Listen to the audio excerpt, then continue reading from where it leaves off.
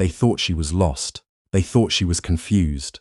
They thought the woman in the army green jacket, standing in the marble lobby of the Whitmore Financial Tower in downtown Atlanta on a Thursday afternoon, was someone who had wandered in from the street by mistake. They were wrong about all of it. Colonel Adeze Nwosu Pemberton had driven 40 minutes through midtown traffic to get to that building. She wasn't confused. She wasn't lost. She was there to sign the final papers on a $2.8 million commercial property purchase, a deal 18 months in the making, a deal that represented the single largest investment move of her post-military career. She had an appointment. She had a confirmation email. She had a folder under her arm containing more documentation than most people produce in a lifetime. What she didn't have was patience for what happened next. The lobby of Whitmore Financial was the kind of place designed to make people feel small. 60-foot ceilings, travertine floors, a reception desk the size of a small aircraft carrier, staffed by two young men in identical navy suits who had perfected the art of looking past people they'd already decided didn't belong. Colonel Nwosu Pemberton walked in at 2:47 p.m., 13 minutes early for her 3 o'clock. She wore no uniform today. She wore a crisply pressed sage green blazer, dark slacks, and the quiet, unhurried confidence of someone who had commanded 400 soldiers in 2 combat deployments and didn't particularly need a room's approval to feel steady. She approached the desk. The taller of the two men, his nameplate read H. Colton, glanced up, made some rapid internal calculation, and glanced back down at his computer screen. She waited. He typed something, adjusted his cufflink, typed something else. "Excuse me," Colonel Nwosu Pemberton said. Her voice was measured. It was the voice of a woman who had learned to project authority without volume, who had stood in forward operating bases in temperatures above 100 degrees and delivered orders clearly enough to save lives. Colton looked up again. "Can I help you?" The emphasis on "you" carried more weight than the words themselves. "I have a 3 o'clock with Harrington Wealth and Real Estate. My name is Adeze Nwosu Pemberton. I'm here for the closing on the Decatur Street property." Colton's expression did something subtle and unflattering. "Do you have? Are you a client?"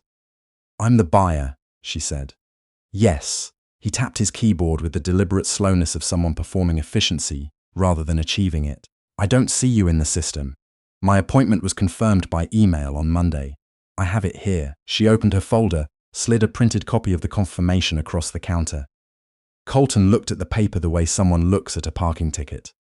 "I'll need to call upstairs. Please do." He picked up the phone. He spoke quietly, his back half turned. Then he set the phone down. "Someone will be down," he said. "You can wait over there." He gestured toward a cluster of chairs near the far wall, set off from the main lobby behind a low partition. The kind of arrangement that communicated unmistakably that waiting there meant being invisible. Colonel Nwosu Pemberton did not move toward the chairs. She stayed where she was and checked her phone. 3 minutes passed, then 5.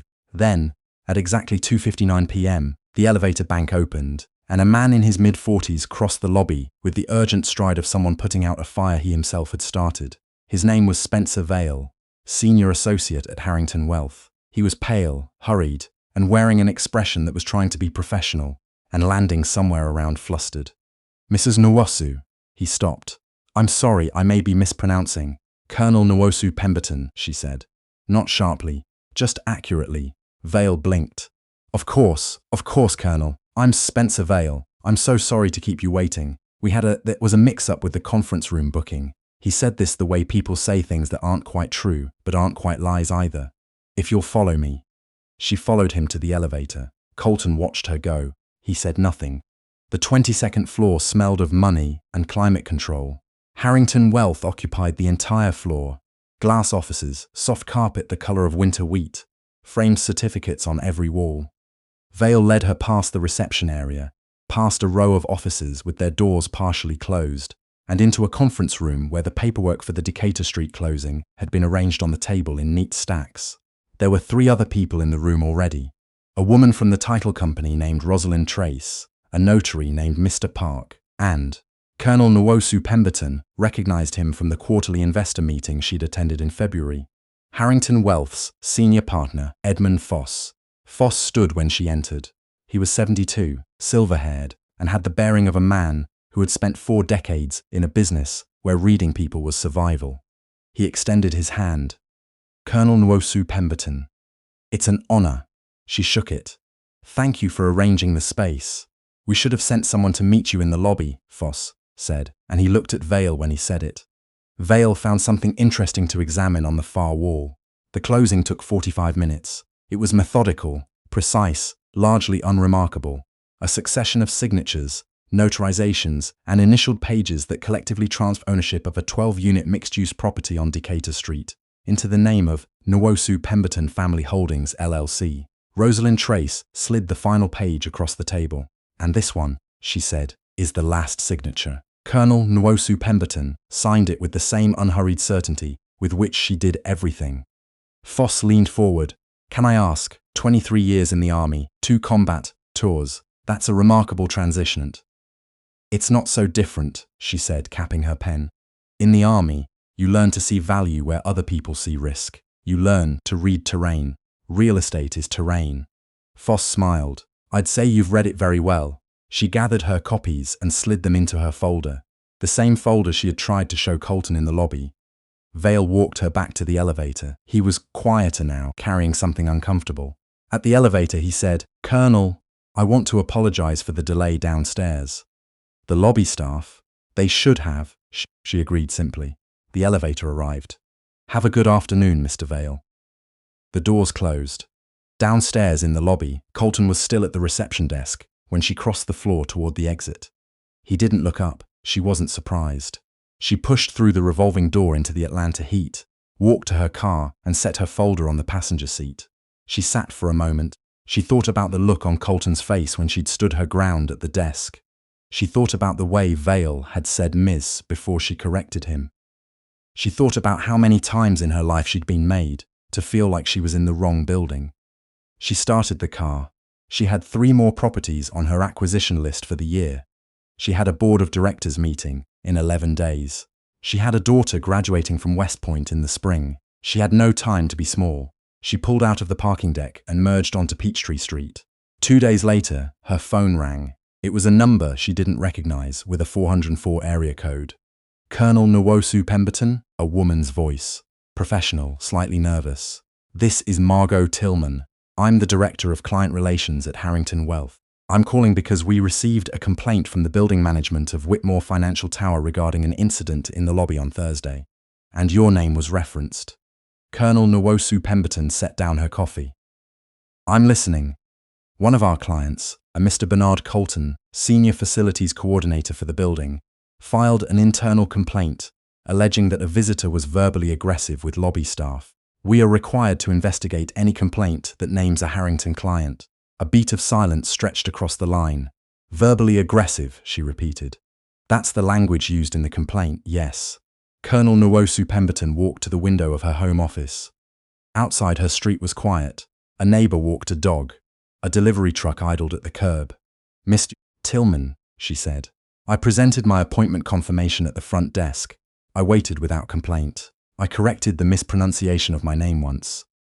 I did not raise my voice. I did not make a scene. I signed papers on a property I just purchased in this building's address range, and I walked out. If that constitutes verbal aggression, then the threshold for that term has dropped considerably since I last checked. A longer pause from Tillman's end. The sound of typing. Colonel, I want to be transparent with you. I've reviewed the lobby camera footage from Thursday. I've also spoken with Mr. Foss. The footage does not support the characterization in the complaint. And Mr. Foss was very clear about his assessment of the situation. Then why are you calling me? Because I needed to hear your account, Tillman said. Her tone had shifted. Something more direct had come into it. And because I believe you deserve a direct apology from this firm. What happened in that lobby? The wait, the way you were directed to the secondary seating area, the delay in sending someone to meet you, none of that should have happened. Especially not to a client of your standing. Or any client, Colonel Nwosu Pemberton said. Or any client, Tillman agreed. Yes, you're right.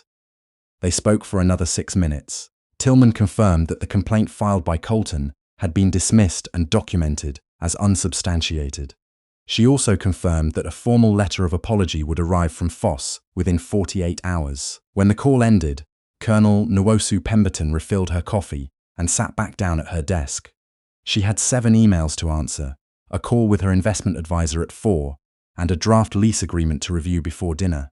She pulled up the first email and began to read. She did not spend another minute thinking about Spencer Vale's flustered apology or Colton's deliberate indifference.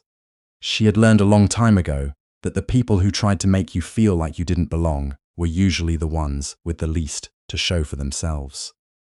She had learned that the room always catches up eventually. It always reveals who was actually in the right building. That story didn't end when the papers were signed, or when the apology letter arrived.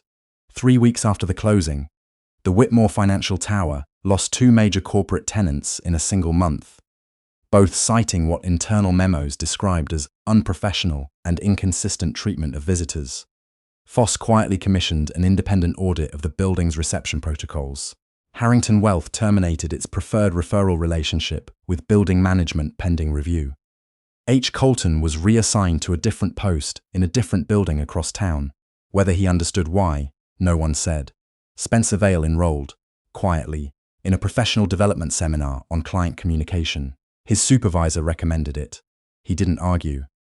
And the property on Decatur Street? Colonel Adeze Nwosu Pemberton did renovations in 8 months. The building now houses small businesses, 2 of which are veteran-owned.